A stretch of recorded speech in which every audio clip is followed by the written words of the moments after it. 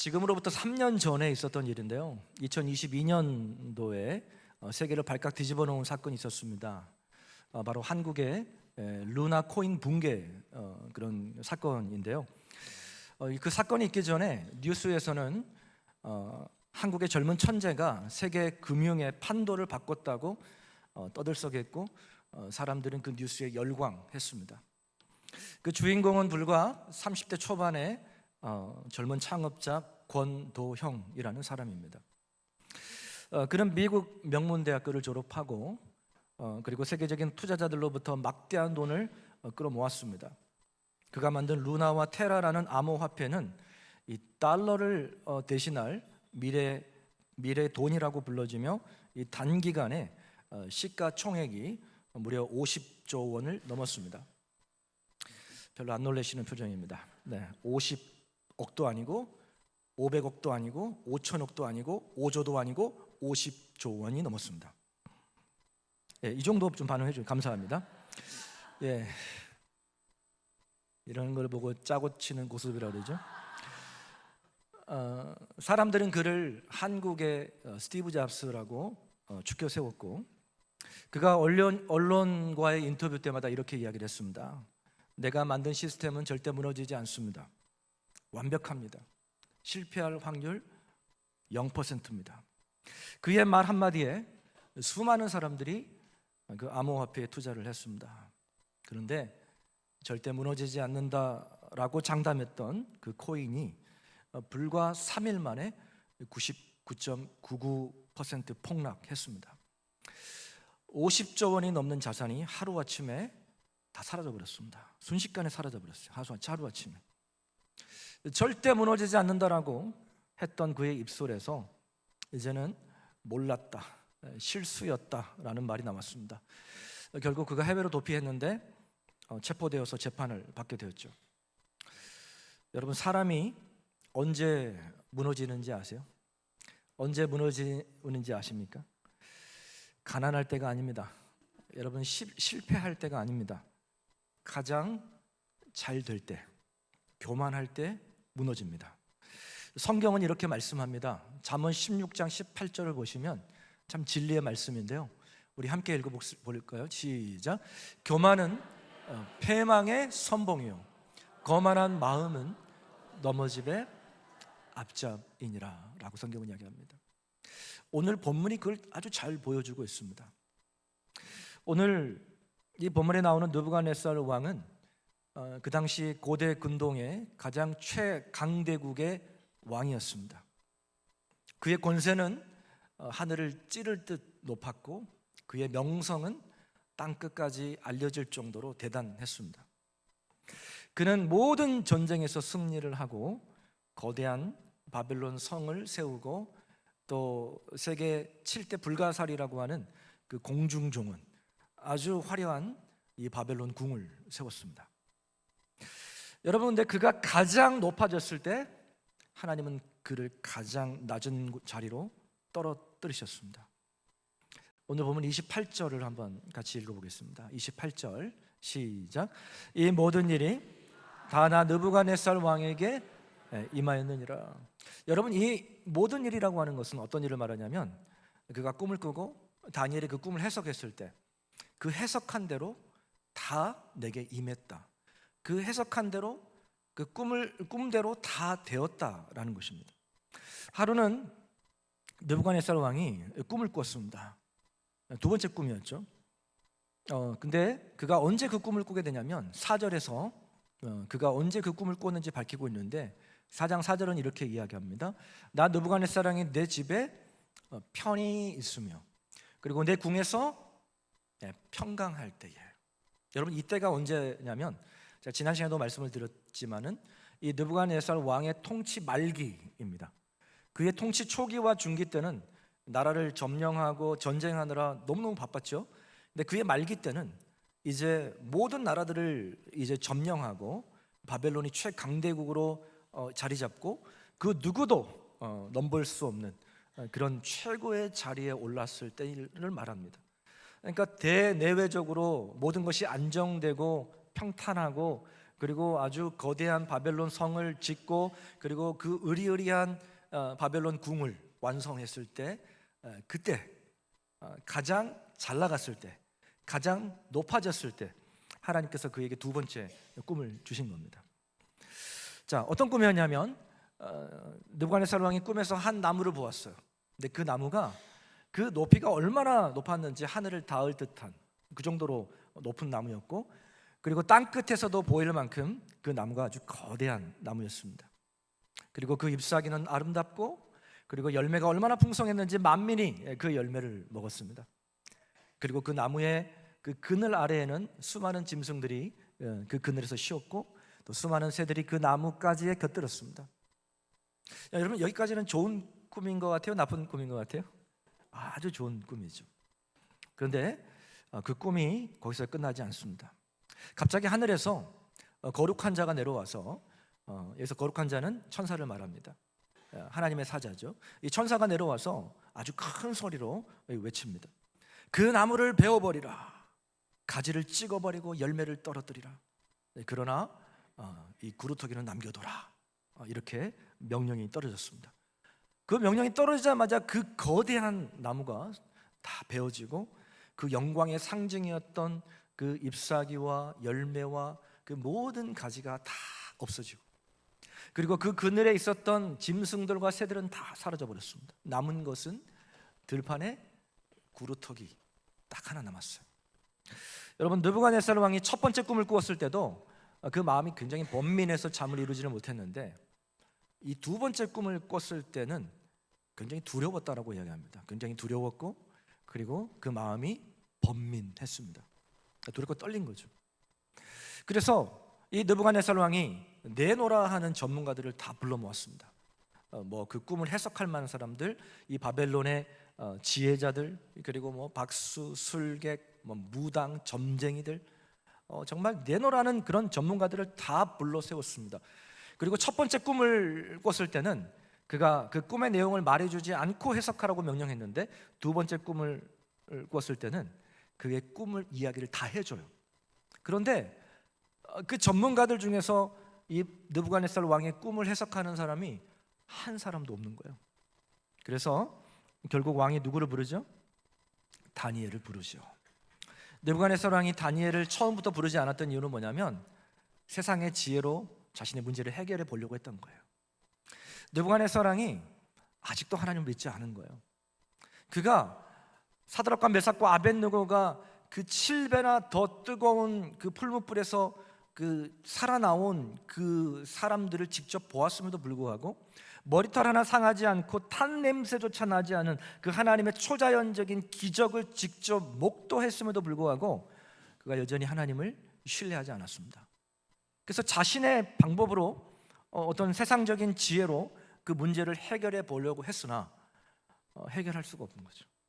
그래서 결국은 하나님의 사람 다니엘을 부릅니다. 결국은 그리고 그에게 자신의 꾸었던 꿈을, 스토리를 이야기를 해줍니다. 다니엘이 그 이야기를 듣고 깜짝 놀랍니다. 그리고 한동안 말을 못해요. 왜냐하면 그 왕이 꾸었던 꿈이 너무나도 안 좋은 꿈이었기 때문에 그렇습니다. 그래서 다니엘이 왕에게 이렇게 이야기를 합니다. 우리 19절을 한번 보시면, 벨드사살이라 이름한 다니엘이, 벨드사살은 다니엘 같은 인물입니다. 벨드사살은 바벨론식 이름이고 다니엘은 히브리식 이름이죠. 다니엘이 한동안 놀라며 마음으로 번민했습니다. 듣고 깜짝 놀란 거예요. 왜냐하면 그 이야기가 딱 들었을 때에 바로 그 꿈이 해석이 된 거예요. 그 꿈이 파악이 된 겁니다. 그래서 굉장히 놀랐어요. 그래서 아마 얼어붙었을 겁니다. 왕이 그에게 말하여 이르기를, 벨드사살아, 너는 이 꿈과 그 해석으로 말미암아 번민할 것이 아니니까. 얼굴이 완전히 굳어진 거죠. 굉장히 한동안 말을 못했어요. 그래서 왕이 이야기하는 거죠. 야, 벨드사살아 이야기 한번 해봐라. 그때 이 벨드사살이 다니엘이 대답하여 이르되, 내 주여, 그 꿈은 왕을 미워하는 자에게 응하며 그 해석은 왕의 누구에게요? 대적에게, 원수에게 응하기를 원하나이다. 그러니까 그 꿈이 얼마나 안 좋은 꿈이었는지 다니엘이 진짜 왕을 사랑하는 마음으로, 왕이시여, 그 꿈은 왕이 미워하고 왕의 대적들, 왕이 원수들에게 응하기를 원하나이다. 그렇게 이야기를 하는 것입니다. 여러분, 보통 누군가에게 또 소식을 알릴 때에 좋은 소식을 알리는 것이 쉬울까요? 아니면 안 좋은 소식을 알리는 게 쉬운 일일까요? 네, 좋은 소식이죠. 여러분, 좋은 소식을 알리는 거 어려운 일 아닙니다. 근데 안 좋은 소식을 누군가에게 알리는 일은 참 쉽지 않은 일이에요. 근데 지금 그것도 누구 앞에 있어요? 왕 앞에 있는, 왕 앞에 그걸 지금 안 좋은 소식을 말을 해야 되는 거예요. 다니엘도 진짜 잡잡했겠죠. 근데 조금도 가감 없이 하나님의 말씀을 대언을 합니다. 다니엘이 이렇게 이야기해요. 우리 22절 말씀 같이 한번 읽어보겠습니다. 시작. 왕이여, 이 나무는 곧 왕이시라. 이는 왕이 자라서 견고하여지고 창대하사 하늘에 닿으시며 권세는 땅 끝까지 미치십니다. 다니엘이 해석을 하는데, 왕이 보았던 그 나무가 누구라고 이야기합니까? 느부갓네살 왕이십니다, 이렇게 이야기해요. 덧붙여서 이제 그 설명을 하는데, 왕이 그 나무이신데 왕이 자라서 견고하여지고 이 바벨론이 굉장히 창대해졌습니다. 그리고 그 권세가 하늘에 닿을 만큼 높아졌고, 그리고 땅 끝까지 미칠 정도로 왕의 권세가 대단합니다. 이렇게 해석을 한 겁니다. 아마 왕이 여기까지는 참 기분이 좋았을 것 같아요. 그렇죠? 근데 그 꿈의 해석이 여기서 끝나지 않죠. 25절을 보면 아주 충격적인 말을 하는데, 여러분 25절을 보세요. 이렇게 다니엘이 이어서 그 꿈을 해석합니다. 왕이 사람에게서 쫓겨나서 들짐승과 함께 살며, 자, 소처럼 뭘 먹어요? 풀을 먹으며. 여러분, 왕이 사람에게 쫓겨난 것도 충격적인 일인데, 그렇죠? 이 들짐승과 함께 살면서 소처럼 이 풀을 먹는다. 이건 진짜, 이거는 기겁할 일이죠. 하늘에 젖을 것이요, 하늘에 이슬에 젖을 것이요, 이와 같이 7대를 지날 것이라. 왕이 사람들에게 쫓겨나서 들판에서 소처럼 풀을 먹고 짐승처럼 7년 동안 살게 될 것이다 라는 거예요. 와, 여러분, 다른 사람이 이렇게 이야기했으면 그 자리에서 죽었습니다. 다니엘이니까 살았죠. 여러분, 하나님께서 그를 완전히 낮추시겠다라는 그런 의미입니다. 여러분, 그런데 하나님께서 그를 언제까지 낮추시냐면, 자, 32절 보세요. 우리 32절을 함께 읽어볼까요? 시작. 네가 사람에게서 쫓겨나서 소처럼 풀을 먹을 것이요, 이와 같이 7대를 지내서 지극히 높으시니. 여러분, 지극히 높으신 이가 누구죠? 창조주 하나님이시죠. 지극히 높으신 그 하나님이 사람의 나라를 다스리시며, 여러분, 나라를 누가 다스리세요? 하나님이 다스리신다라는 거예요. 하나님이 다스리시는데 어떻게 다스리시냐? 자기의 뜻대로. 자기의 뜻대로, 그 다음 그것을 누구에게든지 주시는 줄을 알기까지. 그러니까 하나님의 주권을 인정할 때까지 낮추시겠다라는 거예요. 여러분, 하나님께서는 느부갓네살 왕에게 그의 첫 번째 꿈에서도 이미 말씀하셨어요. 하나님이 역사의 주관자시다라는 것을, 하나님이 역사의 주관자시고 세상을 통치하신다라는 것을 첫 번째 꿈에서도 이미 알려주셨어요. 여러분, 첫 번째 꿈 기억하시죠? 제가 지금 거의 3주에 걸쳐서 반복해서 설명드리고 있는데, 그가 다스린 지 2년이 된 초기 때 이제 꿨던 꿈이죠. 한 거대한 신상을 보았습니다. 근데 그 머리가 뭘로 만들어졌죠? 여러분들이 좋아하는 금. 요즘에 금값이 지금 엄청 올랐는데, 그 머리가 금으로 만들어졌어요. 그리고 가슴과 팔은요, 은으로 만들어졌고, 배와 넓적다리는 노수로 만들어졌고, 종아리는 철로, 쇠로 만들어졌고, 발은 진흙과 쇠로 만들어진 거대한 신상이었습니다. 근데 그 금으로 만들어진 머리는 누구라고 말을 하죠? 바벨론 느부갓네살 왕이십니다라고 이야기를 해요. 그런데 그 바벨론 제국 다음에 은과 같은 나라, 또 놋과 같은 나라, 또 쇠와 같은 그런 제국들이 나타날 것입니다 라고 이야기를 하는 거죠. 그러니까 바벨론이 영원하지 않고 그 다음에 이어서 나라들이 계속해서 제국들이 나온다는 것이죠. 자, 그런데 손대지 않은 돌 하나가 그 신상에 발을 쳤습니다. 그러자 그 신상이 어떻게 됐죠? 산산조각이 났습니다. 그리고 마치 바람에 나는 겨와 같이 흔적도 없이 가루가 되어서 사라져 버렸어요.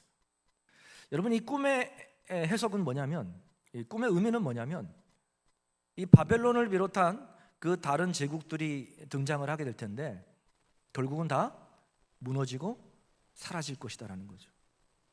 하나님의 나라만이 영원할 것이다라는 그런 메시지였습니다. 하나님의 나라만이 영원할 것이다. 자, 여러분, 그런데 느부갓네살 왕이 그 꿈을 받아들였나요? 안 받아들였나요? 예, 받아들였으면 얼마나 좋았겠어요? 그때는 인정을 했어요. 그때는 야, 다니엘도 대단하다 그러면서 인정을 했는데, 그가 그 꿈을 꾸고 난 다음에 두라평지에 뭘 만들었죠? 예, 금신상을 만들었습니다. 뭘 만들었어요? 예, 거대한 금신상을 만들었어요. 자, 그가 꿈에서 보았던 그 신상의 머리가 뭐라고 그랬죠? 예, 금. 자, 근데 느부갓네살 왕이 신상을 다 뭘로 만들었죠? 금. 자, 의도가 있죠. 의도가 뭘 보이기를 위한 걸까요? 바벨론은 절대 무너지지 않는다. 나 느부갓네살 왕은 영원하다. 예, 그거를 보여주기 위해 그 금신상을 만든 것이죠. 뿐만 아니라 그 금신상에 사람들에게 절하게 만들었습니다. 내가 세상을 통치한다라는 것을 보여주기 위함이었습니다. 여러분, 하나님께서 그런 교만한 느부갓네살 왕을 낮추시고 깨뜨리고 오직 하나님만이 세상의 통치자가 되시고 역사의 주관자가 되신다라는 것을 알게 하기 위해서 그에게 그 두 번째 꿈을 꾸게 하신 거예요.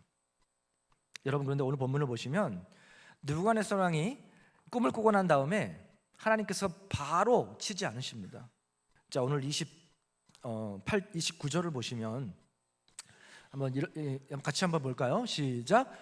12달이 지난 후에, 여기까지. 자, 얼마가 지났어요? 꿈을 꾸고 난 다음에 12달이 지났어요. 1년이 지난 거예요. 그렇죠? 여러분, 하나님께서 지금 뭘 주신 거예요? 느부갓네살 왕에게 기회를 주신 거예요. 어떤 기회를 주신 거예요?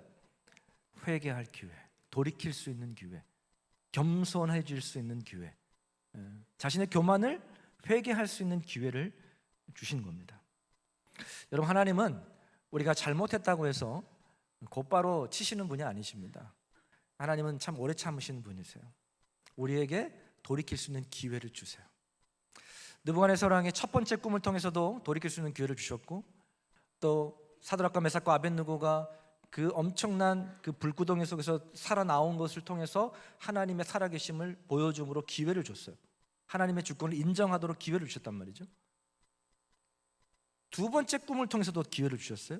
그리고 오늘 본문을 보시면 다니엘을 통해서도 또 기회를 주십니다. 27절 한번 보시면 다니엘이 이렇게 이야기합니다. 해석하고 난 다음에 그런즉 왕이여, 내가 아뢰는 것을 받으시고 공의를 행함으로 죄를 사하고 가난한 자를 긍휼히 여김으로 죄악을 사하소서. 전하,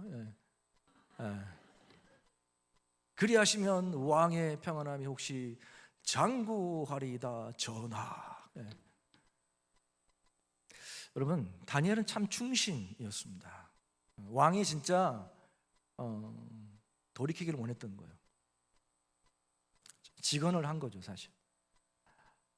여러분, 다니엘은 왕에게 좋은 말만 하지 않았습니다. 그가 신하로서 왕의 진노를 감수하고도 왕을 위해 정말 마음을 담아서 이 직언을 한 거죠. 죄를 사하소서. 돌이켜 회개하라는 겁니다. 여러분, 근데 느부갓네살 왕이 돌이킵니까, 안 돌이킵니까? 그 이야기를 받아들였습니까, 안 받아들였습니까? 안 받아들였어요. 여전히 교만했습니다. 그가 꿈을 꾸고 1년이 지난 후에 그가 바벨론 그 궁의 지붕에 거닐 때에, 와, 한번 생각해 보세요. 그 바벨론의 그 화려한 그 성을 보면서 어떤 마음이 들었을까요? 뭐 어깨가 올라갔겠죠. 얼마나 프라우드했겠어요. 그래서 그 거대한 바벨론 성을 바라보면서 그 공중 정원을 바라보면서 이렇게 이야기를 했습니다. 30절을 한번 보겠습니다. 30절, 자, 같이 한번 읽어보겠습니다. 시작. 나 왕이 말하이르되 이 큰 바벨론은 내가 능력과 권세로 건설하여 나의 도성으로 삼고 이것으로 내 위엄과 영광을 나타낸 것이 아니냐. 여러분, 이 구절에서 가장 많이 나오는 단어가 뭔지 아세요? 나라는 단어. 내가. 내가. 여러분, 이 모든 거 누가 했다라는 거예요? 내가 했다라는 거예요. 내가 했다라는 거예요. 교만이죠. 엄청난 교만입니다. 그가 이 말을 마치기도 전에 하늘에서 소리가 들렸습니다. 31절 한번 보겠습니다. 31절 시작. 이 말이 아직도 나 왕의 입에 있을 때에 하늘에서 소리가 내려 이르되 느부갓네살 왕아, 내게 말하노니 나라의 왕위가 내게서 떠났느니라. 그 즉시로 다니엘이 말한 대로, 하나님이 꿈에서 보여주신 대로 느부갓네살 왕은 쫓겨나고 7년 동안 그가 들에서 들짐승과 같이, 소와 같이 풀을 먹으면서 그렇게 살게 되었습니다. 세상에서 가장 높은 자리에서 하루아침에 가장 낮은 자리로 내려온 것입니다. 와, 여러분, 그런 하나님께서 구루터기에 남겨두셨어요. 7년이 지나고 그가 완전히 밑바닥이 되었을 때에, 완전히 낮아졌을 때 하나님께서 그를 회복시키는데, 여러분 34절을 보세요. 그 기한이 참에 하나님의 때가 된 거예요. 나 느부갓네살이 하늘을 우러러 보았더니, 자, 뭘 우러러 보았어요? 하늘. 여러분, 그동안에 느부갓네살 왕은 늘 어디를 보았을까요? 늘 내려다보았어요. 올려다본 게 아니라 내려다보았어요. 세상의 모든 것이 자기 발 아래에 있다라고 생각했던 사람이었습니다. 근데 그가 완전히 낮아지고 난 이후에 그가 이제는 그의 시선이 어디를 향합니까? 하늘을 향해요. 하늘을 우러러보았다는 것은 그가 누구를 보았다는 걸까요? 하나님을 비로소 보게 됐다는 거예요. 그 전에는 하나님이 어디 있어요? 자기가 하나님인데 다 자기 아래 보는 거죠. 근데 그가 완전히 낮아지고 난 이후에 그가 누구를 바라보았어요?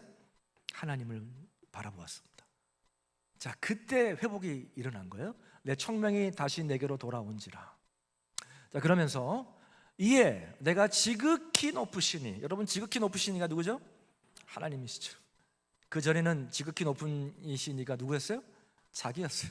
자기가 지극히 높은 자였어요.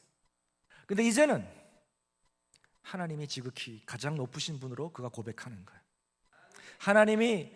하나님 지극히 높으신 하나님께 내가 감사한다. 그리고 그가 금신상을 세우면서 나 느부갓네살 왕은 영원하다 그렇게 했는데, 이제는 누가 영원해요? 하나님이 영원하신 거예요. 그 영원하신 하나님을 내가 찬양하고 경배합니다. 그 입술에서 그 고백을 하는 거예요. 바벨론의 권세가 영원하다라고 그렇게 믿었는데, 이제는 그의 하나님의 나라가 영원하고 대대에 이릅니다. 그 고백을 한 것입니다. 여러분, 그리고 그가 마지막으로 이렇게 고백을 해요. 우리 37절은 다 같이 한번 읽어보겠습니다. 37절 시작. 그러므로 지금 나 느부갓네살은 칭송하며 경배하노니 다 진실하고 그의 행하심이 의로우심으로 교만하게 행하는 자를 하나님이 낮추십니다. 하나님은 어떤 하나님이세요? 교만한 자를 낮추시는 하나님이십니다. 지금 누가 고백하는 거예요? 느부갓네살 왕이 자신의 입으로 고백하는 거예요.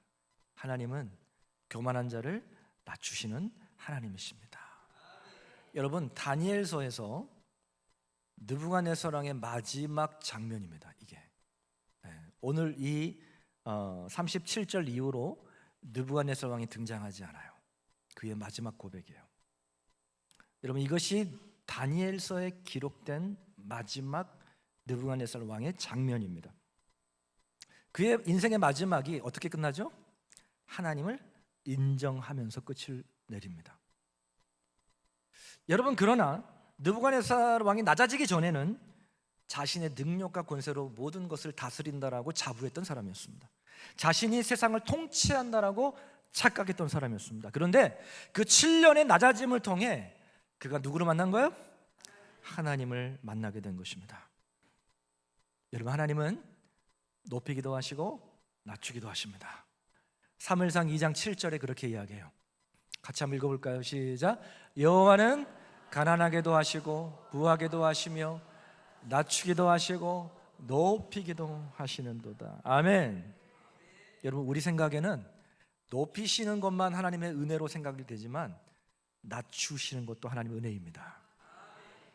다시 한번 말씀드립니다. 여러분, 높이시는 것만 은혜가 아니라 낮추시는 것도 은혜예요. 한번 따라해 볼까요? 낮추시는 것도 하나님의 은혜입니다. 우리 옆에 있는 분들에게 한번 이야기해 보세요. 낮추시는 것도 하나님의 은혜입니다. 한번 서로 한번 인사해 볼까요? 낮추시는 것도 하나님의 은혜입니다. 여러분, 왜 낮추시는 것이 은혜일까요? 느부갓네살왕이 낮아짐을 통해서 누굴 만난 거예요? 하나님을 만났기 때문이죠. 그래서 낮추시는 것도 은혜인 거예요. 여러분, 느부갓네살 왕은 원래 어떤 사람이었습니까? 예루살렘의 성전의 기물들을 다 가져다가 자기 신들의, 바벨론 신들의 신전에 가져갔던 사람이에요. 하나님 모독한 거예요. 그거 예루살렘 성전을 파괴했던 사람이었습니다. 하나님의 백성들을 포로로 끌고 갔던 사람들이었습니다. 그리고 하나님이 제일 싫어하시는 우상을 만들어 그 앞에 절하게 만들었어요. 사드락과 메삭과 아벳느고를 7배나 뜨거운 풀무불 속에 집어넣었던 그런 사악한 왕이었습니다. 그랬던 왕이 하나님께서 그를 완전히 낮추시고 난 이후에 그가 어떻게 변화되었냐면 하나님만이 주관자시고 하나님의 나라만이 영원합니다. 그가 그렇게 고백하게 된 것입니다. 여러분, 느부갓네살 왕에게 있어서 가장 큰 축복은 무엇이었을까요? 네, 여러분, 돈일까요? 명예인가요? 그가 고대 근동 지역을 다 정복하고 그가 왕이 된 것이 그에게 인생에서 가장 큰 축복이었나요? 아닙니다. 그의 인생의 가장 큰 축복은 살아계신 하나님을 만난 것이 큰 축복입니다. 여러분, 근데 하나님께서 그를 완전히 낮추셨기 때문에 그가 하나님을 알게 된 것이고 자기의 낮아짐을 알게 되고 하나님의 크심을 알게 된 것입니다. 그래서 여러분, 낮아짐은 하나님께서 낮추시는 것이 은혜인 것입니다. 여러분, 세계적인 음악의 고장 베토벤을 아마 잘 아실 겁니다. 베토벤, 그는 음악 천재였습니다. 그의 음악은 유럽 전역을 뒤흔들었고 모든 이들이 그를 음악의 황제라고 불렀습니다. 그는 모든 찬사와 명예를 한 몸에 받았습니다. 자신도 그렇게 생각을 했어요. 나는 신이 준 재능으로 내가 음악을 지배한다, 이렇게 자부했던 사람이었습니다.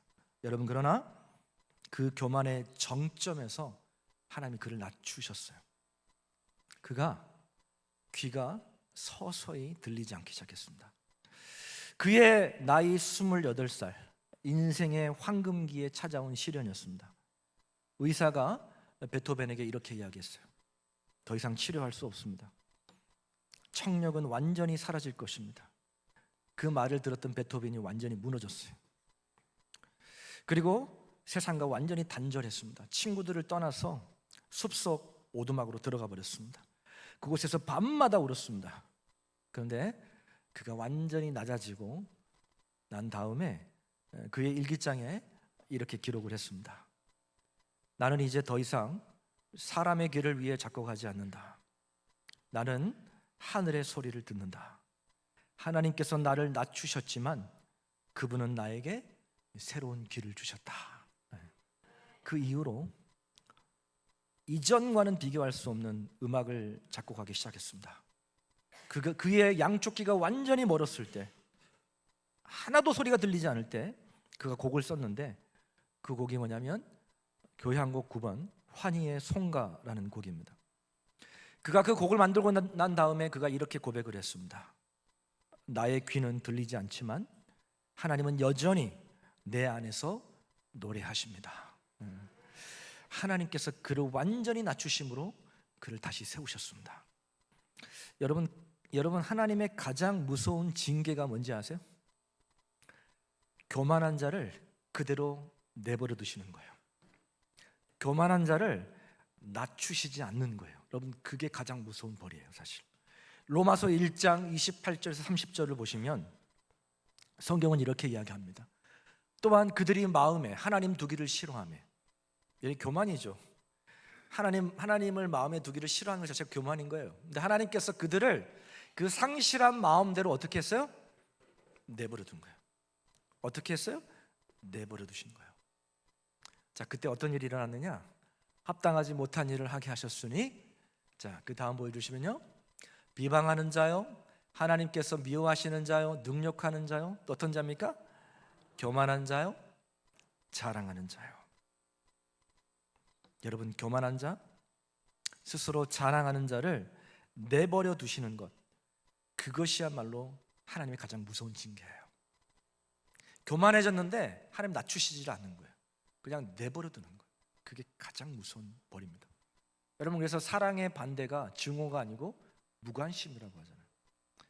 하나님의 진짜 무서운 징벌은 매를 때리는 게 아니라 교만한데도 불구하고 낮추시지 않는 거예요. 그냥 내버려 두는 거예요. 그 정말 무서운 벌이에요.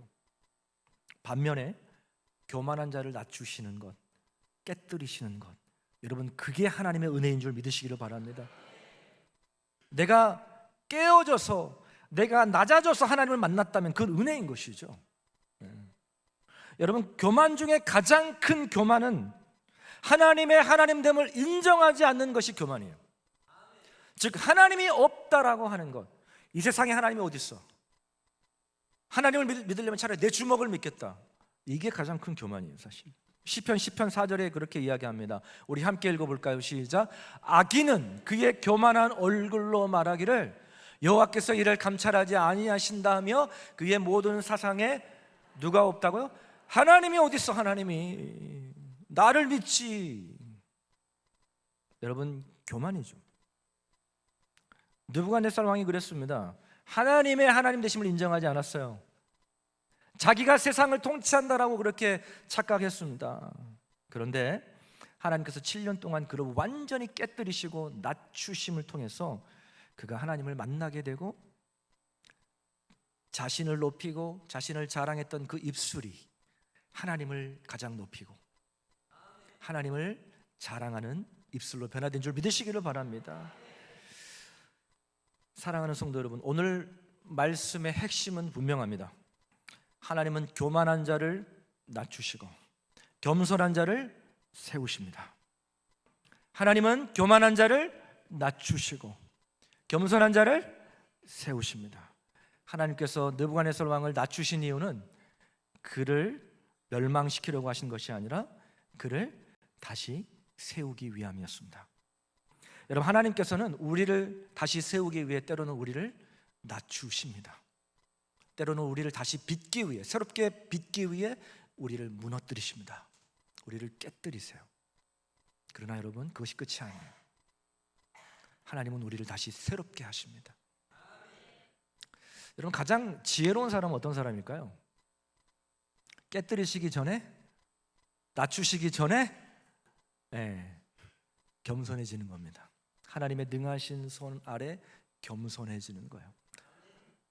매맞고, 그렇죠? 하나님이 낮추셔가지고 뭐 겸손해 준 것도 은혜이지만 정말 지혜로운 사람은 매맞기 전에, 하나님이 깨뜨리시기 전에, 낮추시기 전에 스스로를 낮추는 거예요. 하나님의 하나님 되심을 인정하는 거예요. 그러므로 우리 모두 하나님의 능하신 손 아래 겸손하여 새롭게 하시는 은혜를 날마다 경험하시는 저와 여러분 되시기를 주님의 이름으로 축복합니다. 아멘. 우리 함께 찬양합니다. 내가 지금까지 지내온 것 하나님의 은혜입니다. 우리 이 찬양 고백을 할까요?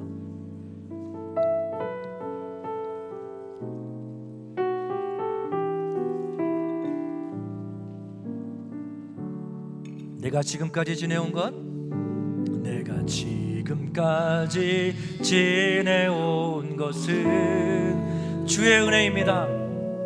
주의 은혜라, 주의 은혜라. 지금까지 지내온 것은, 다시 한번 우리 고백할까요? 하나님, 내가 지금까지 지내온 것이 주님의 은혜입니다. 내가 지금까지 지내온 내가 잘나서가 아닌 하나님의 은혜입니다. 주의 은혜라. 주님 그렇습니다. 주의 은혜입니다.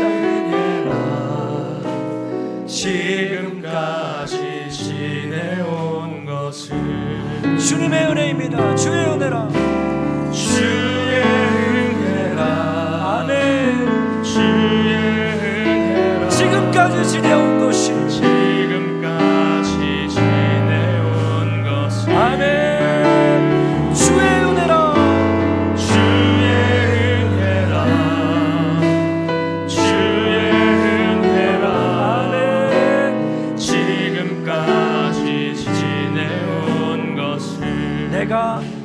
자녀된 것을.